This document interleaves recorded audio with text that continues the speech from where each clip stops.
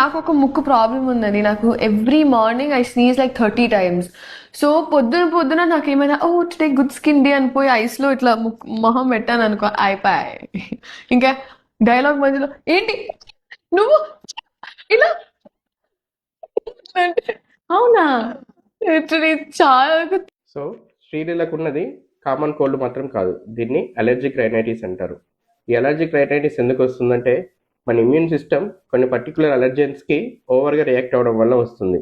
ఈ particular allergens ఏవేవి వస్తాయంటే చలి, పోలెన్స్, డస్ట్ ఇలాంటి వాటికి ఎక్స్పోజ్ అయినప్పుడు కంటిన్యూస్గా తుమ్ములు రావడం కానీ, ముక్కుల నుంచి నీరు కారడం కానీ, కళ్ళు మంటలు ఎర్రబడడం ఇలాంటి లక్షణాలు ఉంటాయి.